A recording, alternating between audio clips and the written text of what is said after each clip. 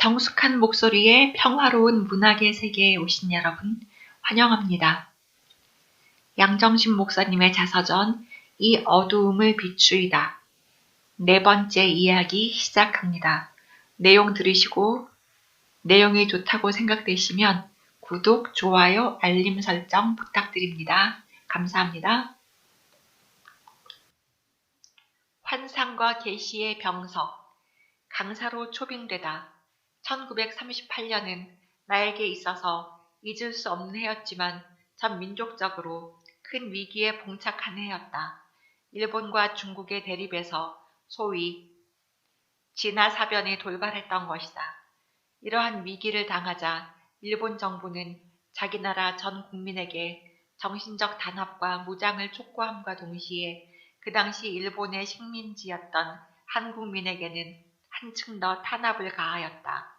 결국 기독교에서도 신사참배와 동방요배에 동참하라는 지령을 받게 되었다. 전쟁 분위기가 급속히 짙어가는 것이 우리들 마음을 불안하게 하였다. 그해 여름부터는 각 도시의 청년들과 인부들을 정거장까지 불러내어 출정하는 군인들을 환송하게 하였다. 그리고 각 학교에서도 수업을 폐지하고 군가를 연습하기에 바빴으며 밤낮 군인들을 환송하느라고 몹시 어수선하였다. 주일날 교회에서는 평화와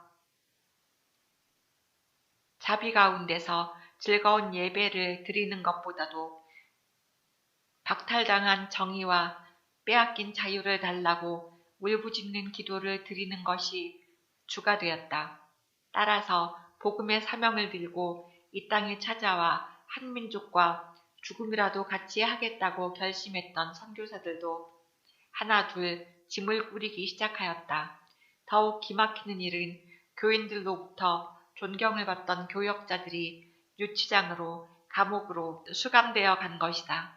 이러한 가운데서 기독교에서 운영하던 신학교를 비롯한 모든 학교들은 폐쇄당하였다. 이러한 시국의 혼란을 미처 인식하지 못한 지방 장로나 집사들은 짐을 싸고 있는 선교사나 교회에 달려가서 일꾼을 보내달라고 애걸하였다. 이때 허부인은 자기가 귀국하기 전에 나의 일터를 어느 적당한 시골 교회에 정해줄 생각을 갖게 되었다. 그리고는 나를 만나기만 하면 그 일을 위하여 기도하자고 심각하게 타일렀다. 그래서 그는 내가 숭의학교를 졸업하자 그 이웃에 있는 여자 성경학교에 입학시키려고 하였다. 그러나 그 학교의 교장이었던 베레사 부인은 나의 입학을 거절하였다. 그렇지만 나 자신은 전에 숭의에서 입학 거절을 당했을 때처럼 들어가려고는 하지 않았다. 그 이유는 너무도 어지럽고 희망이 없는 정황이었기 때문에 나는 될 수만 있다면 어디론가 멀리 가고만 싶었기 때문이었다. 그러나 허부인은 기어이 어느 작은 일터로라도 나를 보내고 싶었던 모양이다. 그랬기에 정신, 하나님 은혜로 공부했으면 일해야 되지요. 피하려고 하지 맙시다. 하시며 나를 성경학교에 강습생으로 들여보냈던 것이다. 나는 그의 뜻을 순종하여 그 당시 전도인들을 양성하는 속성과 성경학원에 들어가게 되었다. 이리하여 그해 5월에 나는 뜻하지 않게 성경학원생이 되었다. 그 학원에 입학한 날 밤에는 잠을 이루지 못할 정도로 마음이 서글프고 괴로웠다. 왜냐하면 너무도 상상외로 환경이 바뀌었기 때문이다. 성경학원이라는 세계는 숭의학교와는 아주 다른 곳이었다. 낡은 건물의 온돌방에서 자취생활을 해야 했으며 교실에는 다 떨어진 삿자리를 펴고 찌그러진 긴 상을 놓고 모두들 앉아서 공부를 해야만 했다. 학생들의 연령은 20세 청년으로부터 60세의 할머니까지 대부분이 소학교도 못 나온 사람들이었다. 그토록 차이가 격심한 그들의 사정을 살펴보면 그들은 미망인이 아니면 어떤 다른 불행한 처지에서 실패한 사람들이었다. 그들 중에는 지방교회에서 이미 전도사 일을 맡아보고 있는 이도 있었지만 자기의 슬픔을 위로받기 위하여 온 사람들도 많았다. 이러한 사람들을 대상으로 하는 성경학원 과목들은 말할 수 없이 수준이 낮은 것이었다. 내게는 그것이 너무 쉬운 것이기도 했지만 도대체 공부하고 싶은 욕망부터 사라져버리는 것이었다. 몇 달 전까지만 해도 고등학교에서 빠릿빠릿한 또래의 벗들과 함께 수학을 풀고 영어를 공부하고 화학을 실험하기에 실증을 느꼈었는데 지금에 와서는 그 시절이 한없이 그리웠다. 공부를 감당치 못하여 낙제할까봐 걱정하던 그때가 차라리 호사스러웠다는 생각까지 들었다. 할 수 없이 시간에 참석하고 나면 그 공부도 감당치 못하여 애쓰는 노인들을 가르쳐주거나 그렇지 않으면 기도실에서 올겐을 치며 노래를 부르는 것으로서 심심풀이를 하였다. 이렇게 2달을 지내고 나니 성경학교에도 방학이 왔다. 방학을 앞둔 어느 날 아침 새벽 기도회를 끝내고 돌아오는 길에서 현씨를 만났다. 그이도 2달 동안 내게서 공부에 도움을 받으며 정답게 지내던 분이다. 그는 내게 조용히 만나서 의논할 일이 있다고 한다.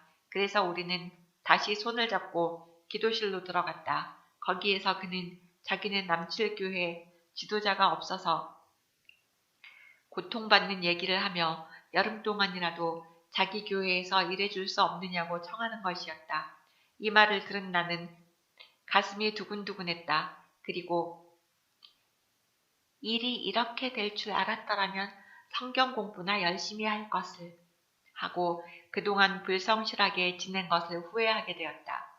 나는 그에게 생각해 볼 기회를 달라고 말하고 그 방을 나왔다. 그날은 종일 그 일에 대한 생각으로 가득 차 있었다. 그러나 내 자신이 일꾼으로 갈 수 있느냐 하는 대답은 쉽사리 나오지 않았다. 이렇게 고민하다가 나는 허부인을 만나 이 일에 대해 조언을 구하였다. 허부인은 아무 말 없이 감사드려요 하는 한마디 뿐이었다. 성경학원의 학생들은 시험을 치르기에 여념이 없었으나 내게는 남칠교회 문제가 더 큰 시험이 되었다. 특히 내가 주저했던 것은 자신이 불구자라는 것보다도 나이가 어리다는 것 때문이었다. 내가 그 일을 감당할 수 없을 것 같기도 했지만 사람들에게 업신여김을 당할 것이 더욱 걱정스러웠다. 나는 주저하면서도 밤을 새워가며 기도하였다. 그러다가는 내가 일을 한다기보다 무엇을 얼마나 감당해낼 수 있는가 자신을 시험해보는 기회로 삼자 하고 결정 내렸다. 방학이 시작되자 나는 현실을 따라 신안주에 있는 남칠로 향하였다. 그곳은 신안주에서 동북 방향으로 12월이나 들어가는 작은 마을이었다. 우리가 경의선 열차에서 내리니 현씨를 마중 나온 2딸이 있었다. 우리 일행은 초록빛으로 단장한 산들을 끼고 부지런히 걸었다. 산과 산 사이에는 꽤 넓은 평야가 있어 밭과 논이 기름져 보였다. 곳곳마다 과수원이 있어서 마을 사람들의 생활이 윤택해 보였다. 현씨는 2딸을 앞세우고 나와 함께 걸으며 남칠교회의 실정을 이야기하기에 피로를 모르는 것 같았다. 그러나 나에게는 그의 한마디 한마디가 머리를 누르는 듯 무거웠다. 그러는 사이 어느덧 외나무 다리를 건너 작은 언덕을 넘어서 남칠교회 앞에 다다랐다. 그 교회 앞에서 우리는 몇몇 부인들을 만났다. 그들은 현씨를 보고 몹시 반가워하며 그간 현씨가 없어서 교회가 빈 것 같았다고 수다스럽게 인사하였다. 그리고는 나의 손을 잡고 흔들며 내 뺨이 아주 앵두같이 곱고 또 아기살 같다고 떠들어대는 것이었다. 아기살 같다고 하는 그들의 말에 난 가슴이 뜨끔해졌다. 어린 티를 내지 않으려고 머리를 틀어 올렸고 검은 치마에 흰 저고리를 입고 고무신을 신었는데도 역시 어린아이로 보이는 모양이었다. 우리가 현씨 집에 도착했을 때는 오후 5시였다. 그러나 그 마을 사람들은 서늘해져서 일하기가 수월하다는 듯 제각기 노래를 불러가며 흥겹게 일하고 있었다. 현 씨의 시어머니인 안 씨는 누에에게 뽕잎을 주다가 며느리가 왔다는 말을 듣고 고무신을 털털 끌며 대문 밖까지 나와 반겨 맞는다. 우리는 짐을 대청마루에 놓고 그 마당 안에 있는 우물가에서 물을 퍼서 땀을 씻었다. 그동안 시어머니를 홀로 두고 집을 떠나 있던 것이 몹시 미안해서인지 현씨는 먼 길을 걸어 피곤에 지친 다리를 쉴 생각도 하지 않고 옷을 갈아입은 후 바구니를 들고 뽕나무 밭으로 갔다. 나도 그를 따라갔다. 수백 그루의 청청한 뽕나무들이 울창하게 자라고 있었다. 이런 풍경을 대하니 어린 시절에 어른들을 쫓아다니며 오디 따먹던 추억이 생생하게 떠올랐다. 그래서 나는 그 이야기를 하며 내가 고단할까봐 걱정하는 현 씨의 마음을 흐뭇하게 해주었다. 그러면서 그와 함께 뽕잎도 따고 오디도 땄다. 그래도 현 씨는 때때로 나를 돌아보며 선생님은 그만두래도 고운 손 긁혀서 못 쓰게 되겠네 하곤 했다. 그러나 나는 옛 고향에 돌아온 것 같아서 피곤한 줄도 모르고 흥겹게 이야기하며 현 씨를 거들었다. 우리는 어두워서 앞이 보이지 않을 때까지 뽕나무 밭에 있었다. 날이 저무니 숲속에서 나온 모기떼가 윙윙거리기 시작하였다. 현 씨는 치마 앞자락에 따 담았던 뽕잎을 바구니에 쏟으며 이제는 어두워서 초롱불 없이는 못 따겠으니 들어갑시다 하기에 초롱불이 내게는 필요 없으니 저녁밥이나 가지고 나오세요 하고 현 씨의 말을 받았다. 현 씨는 어허 축복받은 양 선생은 항상 밝은데 나는 깜깜해지니까 꼼짝 못하겠어 하고 대답한다. 우리는 뽕잎 바구니를 맞들고 집으로 돌아왔다. 마당에는 모깃불에서 풍겨오는 쑥냄새가 코를 찌르고 마루에는 시큼한 김치 냄새를 풍기는 저녁밥상이 놓여 있었다. 그리고 마루 한편 구석에는 현 씨의 두 딸이 쓰러져 잠들어 있었다. 그들은 매일 시별의 길을 통학하기에 무척 고단했던지 저녁도 안 먹은 채 잠드는 모양이었다. 안 씨는 기어이 손녀들에게 저녁을 먹여 재우려고 그들을 흔들어 깨웠다. 이 광경을 본 나는 마치 어떤 꿈속에 잠긴 양 우두커니 서 있었다. 저녁을 먹고 상을 물리니 안 씨는 어서 예배를 보자고 성급하게 재촉한다. 우리 집엔 마귀가 너무 승하고 귀가 차게 굴어서 아침 저녁으로 성심강님에 대한 찬송을 안 하면 큰일이 벌어진답니다. 하며 마치 교회에서 신방이나 온 것처럼 자기가 솔선하여 찬송을 부르며 가정예배를 시작했다. 그는 무조건 무한하신 성신이여 성신이여 강림하사 영화로운 성신이여 라는 찬송들을 크게 부른다. 찬송 가사는 모두 달라도 곡은 같았고 그의 찬송 부르는 소리는 마치 일본 사람들이 주문을 외는 소리와 흡사하였다. 그 시간만은 현 씨나 그의 딸들도 할머니의 목소리에 맞춰 모두 주문을 외는 듯한 소리를 하였다. 아직 사춘기를 면치 못한 나는 온몸이 흔들리는 것을 느꼈다. 아무리 어른인 척 하려고 하였어도 자연적으로 우러나는 본성은 어쩔 수가 없었다. 안 씨는 언제든지 이러한 형식의 가정예배를 되풀이하는 것이었다. 그는 하루에 2번씩 2-3가지 찬송가를 부르지 않으면 그 집에 마귀가 동해서 큰 화가 미치는 줄로만 믿고 있는 것이었다.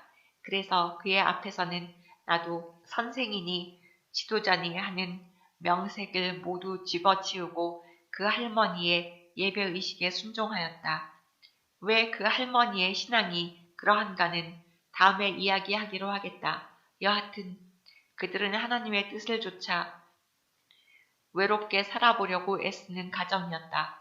그리고 그들은 고부가 다 미망인이어서 남자가 없기 때문에 내가 거처하기에는 편했다. 나는 3개월 동안 그곳에서 머무르며 그들의 교회를 돕고 주변의 다른 교회에 특별 집회도 나가곤 하였다. 그 후 나는 그 집 사랑방에서 특별 집회를 준비하느라고 밤낮 바쁘게 지냈다. 혀가 빠진 망나니. 용담교회의 학예 특별 집회를 시작하는 그 순간까지 난 마음이 떨리고 몹시 두려웠다. 아무리 생각해도 많은 군중들 앞에서 말할 용기가 생기지 않았다. 그것은 나 자신이 아직 미완성품이라는 것이 너무도 뚜렷했기 때문이다. 그때 나는 아직 18살을 넘지 못한 처녀였다. 아동 집회는 그런대로 해낼 수 있었으나 딱한 것은 저녁마다 장년 집회까지 인도해달라는 부탁이었다. 용담교회는 교인이 300여 명 모이는 시골에서는 큰 교회였다. 집회를 시작하기 전날까지도 그 교회 장로와 전도사에게 장년을 위한 집회는 하지 말든지 꼭 해야 한다면 다른 선생을 청하든지 하라고 애걸하였다. 그러나 그들은 아랑곳 없이 나에게 그 엄청난 강연회를 맡겨버리고야 말았다. 용담교회 첫날 집회에서 강연한 내용은 내가 지금 기억할 수 없다. 그 제목은 인생의 활로라는 것이었다고 생각된다. 1시간에 걸쳐 열변을 토했던 것이다. 처음 단위에 나설 때는 학질 앓는 사람처럼 벌벌 떨렸으나 시작이 반이라는 속담과 같이 말을 시작하고 조금 지난 후부터는 진정되기 시작했다. 청중은 무척 조용했고 이따금 감격한 듯이 혀를 차며 긴 한숨을 쉬는 소리도 들려왔다. 예배가 끝난 후에는 모든 청중이 흐뭇하게 감격을 표시하였다. 참 하나님의 능력은 크시기도 하지. 우린 눈뜨고 무엇을 했지? 하는 감탄과 놀라움을 주고받으면서 사람들은 돌아갔다. 이렇게 10여일을 계속하는 동안 날마다 모이는 수가 늘어나서 나중에는 앉을 자리가 없었다. 그리하여 유리문마다 사람들이 빽빽하게 섰고 예배당의 마당까지 가득하였다. 이처럼 많은 사람들 중에는 교인들도 물론 많았지만 구경꾼도 태반이나 되었다. 눈 못 보는 체내 선상이 참 연설을 잘한대. 나도 오늘 저녁엔 가봐야지 하는 여인들의 주고받는 말을 몇 번이나 들었다. 이러한 소문을 들을 때마다 나의 비극적인 불구가 복음을 전하는데 또한 일을 하는데 오히려 도움이 된다는 것을 비로소 깨달았던 것이다. 이렇게 하여 용담교회의 특별 집회는 무한한 축복 속에서 만족하게 마쳤다. 이 일로 인해 나는 지금까지 갖지 못했던 일에 대해 자신을 갖게 되었다.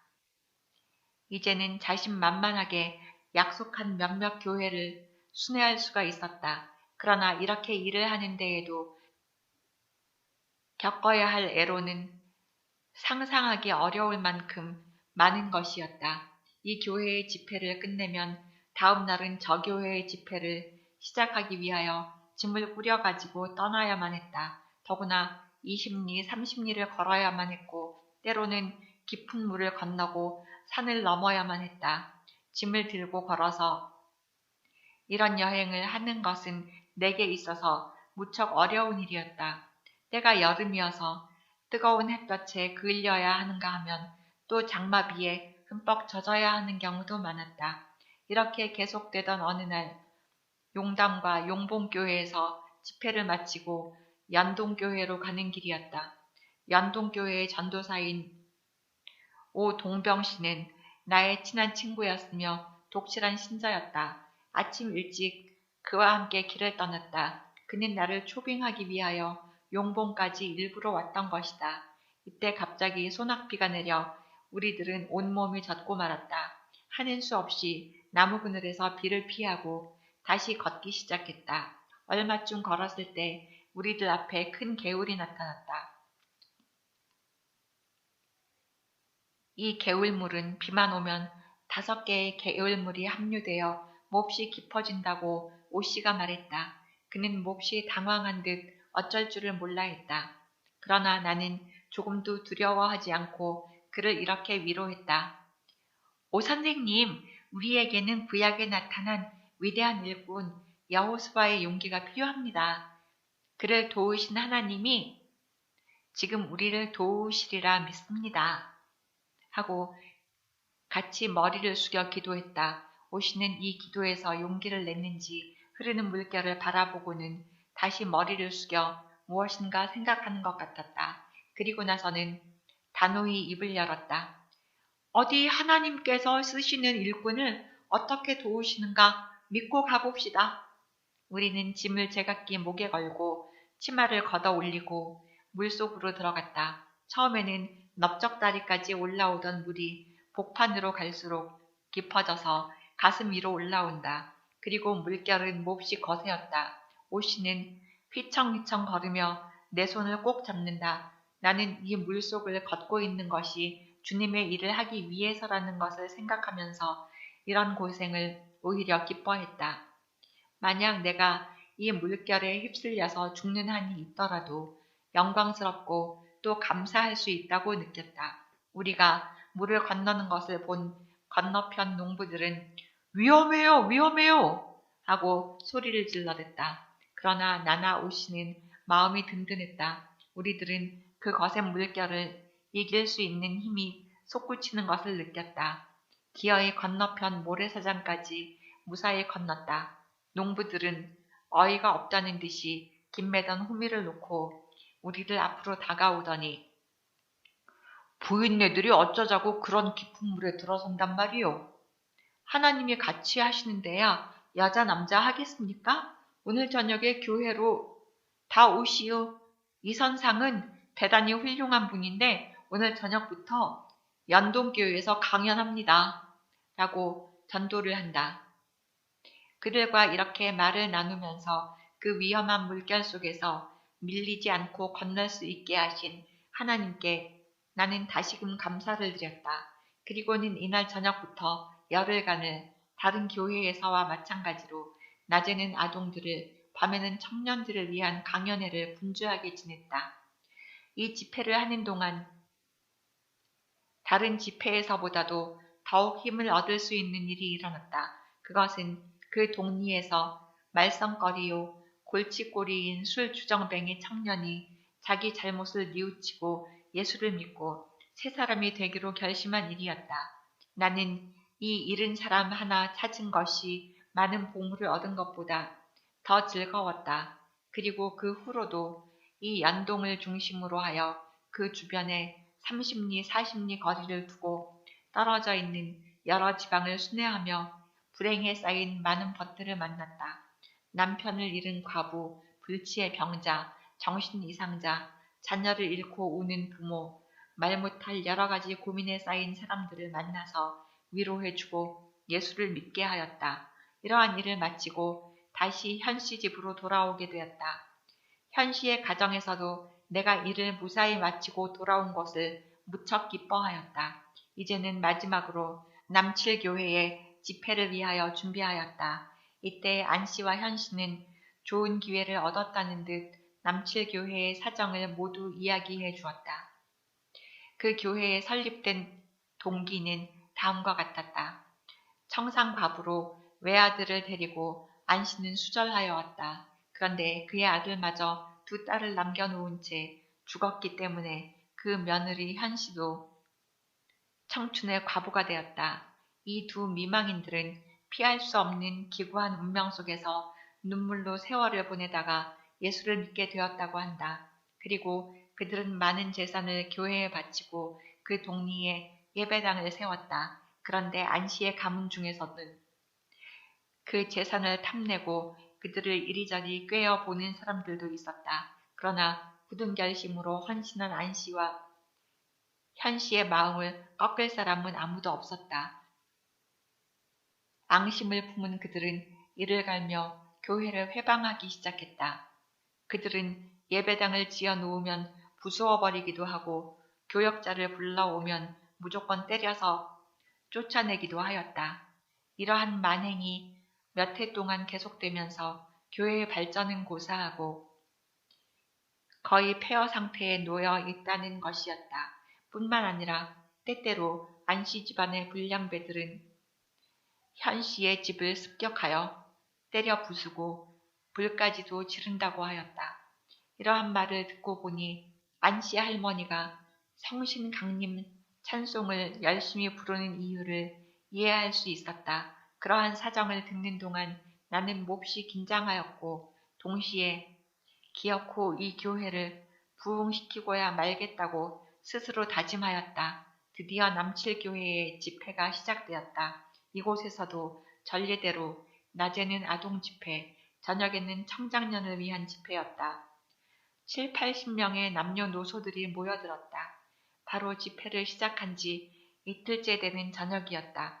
시간이 되어 교회로 들어가는 길에 이상한 무리들이 서 있는 것을 보았다. 순간 혹시 그들이 아닐까? 하고 생각되었으나 별 도리가 없었다. 그대로 나는 시간에 맞춰서 예배를 시작했다. 시작하는 찬송이 끝나고 기도를 하는데 갑자기 돌과 흙덩이들이 강대상 위로 날아들었다. 그리고 유리문 밖 사방에서는 빈정대는 소리들이 들려왔다. 시작한 기도를 간신히 끝내고 머리를 들었다. 사람들은 모두 일어서며 웅성대기 시작했다. 이들은 여러 번 이러한 혼란을 겪어왔기 때문이었다. 또 그 패거리들이 발광을 하는군 하는 욕설도 들려온다. 여전히 나는 강대상을 두드리며 조용해달라고 외쳤다. 우리는 예배드리기 위해 모였으니 모든 혈기를 참고 조용히 예배에 집중하자고 하였다. 그러면서 나는 성경을 읽기 시작했다. 바로 이때였다. 돌 하나가 어디선가 날아와 내 이마를 때리고 상 위에 떨어졌다. 이 광경을 본 교인들과 청년들은 울컥하여 벌떡 일어서며 이 자식들! 이번엔 가만히 안 놔둔다. 하고 소리를 질렀다. 그러나 이 불량배들은 해볼 테면 해보자는 듯이 돌을 던져 유리를 깨부셨다. 그때 한 남자가 술래를 풍기며 강대상 앞에 선 내게로 달려들며 요고서 내 하나님이 얼마나 대단하냐 내게 보여봐라. 어디 보자. 내가 뭔데 소란을 피우느냐 하며 내 목을 꽉 쥐었다. 그리고는 자신이 혀를 길게 내밀어 내 입을 핥으려고 덤벼들었다. 나는 한 손으로 입을 막으며 또 한 손으로는 그의 턱을 밀쳤다. 그리고 큰 소리로 외쳤다. 너 하나님을 욕되게 하고 그의 이름을 전하는 나를 욕되게 하면 내 혀가 한치나 빠져 입속에 들어가지 못할 것이다. 우리 하나님이 살아계시니 내게 하실 일을 하실 것이다. 나도 생각지 못한 큰 소리를 치며 그를 힘껏 떠밀었다. 이 말을 듣자 그는 뜻밖에도 말없이 순순하게 물러갔다. 나는 다행이라고 생각하고 청중들에게 조용히 자리에 앉아달라고 하였다. 그러나 웬일인지 사람들은 바깥을 내다보며 웅성댔다. 어쩐 일일까? 저것들이 겁을 먹고 달아나니 무슨 일이 있나? 그때 밖에서 한 사람이 들어오며 말했다. 그 녀석이 혀를 쑥 내밀고 도망을 치네? 어쨌든 나는 청중들을 안정시키기 위해 찬송가 한 장을 부르고 중지되었던 예배를 계속하였다. 예배를 끝마치고 현씨의 집으로 내려올 때는 온 몸이 땀에 젖어 있었고 돌에 맞은 이마는 밤 알만한 혹이 나 있었다. 그러나 그 혼란 속에서도 내 임무를 다했다는 것이 몹시 흐뭇했다. 그리고 바람간 달려들었던 그 놈팽이가 누구인지 알고 싶어 궁금했다. 내가 그에게 혀가 빠지라고 저주한 말은 너무나 희한한 일이었다. 이러한 생각들을 하며 청년 한 사람과 현씨와 숙소로 내려왔다. 현씨 집 타작마당에는 많은 사람들이 우리가 내려오기를 기다리고 있었다. 우리를 보자 그들은 선생님 글쎄 그놈의 자식이 저주를 받았나 봐요. 혀를 한치나 늘어뜨리고 황급하게 달려갔대요. 이제야 아마 우리 남칠교회에 하나님의 영광이 나타났나 봅니다. 하며 떠들어댄다. 이 말을 듣고 나는 다시 생각해 보았다. 그토록 술 취한 망나니가 순순히 말없이 돌아간 것도 그러려니와 그 패들이 일순간 다 같이 달아난 것은 무슨 일일까? 그 야단이 일어났을 때 자기는 엎드려 기도만 드렸다고 현신은 말했다. 이 이야기들을 들으면서 나는 간절히 무엇인가를 바랐다. 정말 하나님의 기적이 남칠교회에 나타나서 평온해지기를 원했던 것이다. 그 밤을 지내고 이튿날 아침이었다. 우리는 모여드는 사람을 통하여 커다란 소문을 들었다. 그 망나니가 정말로 혀가 빠져 병원에 갔다는 것이다. 그 후로는 아무도 우리 집회를 괴롭히는 자가 없었다. 우리 집회는 낮이나 밤이나 다시 대성황을 이루었다. 이러는 동안 나흘이 지났다. 아침 일찍 그 논팽이는 혀를 늘어뜨린 채 자기 부인과 함께 현씨 집에 찾아왔다. 그들은 노발대발하는 안씨에게 제발 잘못했으니 나를 만나게 해달라고 애원하는 것이었다. 안씨는 화를 억제하지 못하고 마구 욕설을 퍼부었다. 그러나 원래가 마음씨 곱고 인정이 많은 현씨는 그들을 내 방으로 안내해왔다. 그들은 나를 보자 무릎을 꿇고 큰절을 하며 무조건 울었다. 특히 그의 부인은 자기 남편이 죽게 되었다고 마치 산신령에게나 빌듯이 손을 비벼댔다. 나는 할 수 없이 손을 내밀어 그의 입을 만져보았다. 정말 그 혀는 늘어졌고 침이 말라서 뻣뻣했다. 그리고 그 입술 양옆으로는 침이 흘러서 몹시 더러웠다. 나는 그것을 만져보는 순간 몹시 놀랐다. 그리고 상상외로 그의 고통이 심한 것을 느끼고 가엾어졌다. 그래서 그의 부인에게 물어보았다. 그간 무슨 치료를 해보셨죠? 그 부인은 한의와 양의를 다 찾아 헤매고 좋다는 짓은 다 해보았으나 사람은 죽을 지경이 되고 효과는 조금도 없다고 하였다. 나는 그에게 대담하게 말해주었다. 이 혀를 빼신 이는 내가 아니라 하나님이십니다. 당신이 오랫동안에 걸쳐 이 거룩한 하나님의 성전에 더러운 행동을 감행하였고 무죄한 많은 부녀자들을 괴롭게 하였으니 이제 그 죄값으로 이 고통을 받는 것이요. 당신이 죽고 사는 것은 하나님께서 하실 일이니 모든 죄를 하나님께 회개하고 예수님을 믿으시오. 그 부부는 아무 말 없이 울기만 했다. 우리는 더 이상 말하지 아니하고 엎드려 그에게 능력을 베푸셔서 그를 하나님의 자녀로 깨끗이 살게 해달라고 간곡히 기도드렸다. 혀가 빠진 그는 땅을 치고 가슴을 치며 통곡하였다. 울음을 걷잡지 못하며 오래 울고 있는 것을 그 부인이 억지로 일으켰다. 그는 간신히 고개를 들면서 하나님, 이놈이 하고 중얼거린다. 중얼거리는 소리를 들은 우리들은 그의 혀가 움직이고 있다는 것을 알게 되었다. 그래서 미안하지만 혀를 다시 볼까요? 하며 가까이 갔다. 정말 그의 혀는 움직였고 자기 혀가 움직인다는 것을 깨닫자 그는 더 크게 통곡을 했다. 보고 있던 우리들은 그들에게 교회로 가라고 조용히 일렀다. 잠시 후 아동집회 시간이 되어 예배당에 나갔더니 그들 부부는 고개를 들 줄 모르고 울음과 눈물에 잠겨 있었다.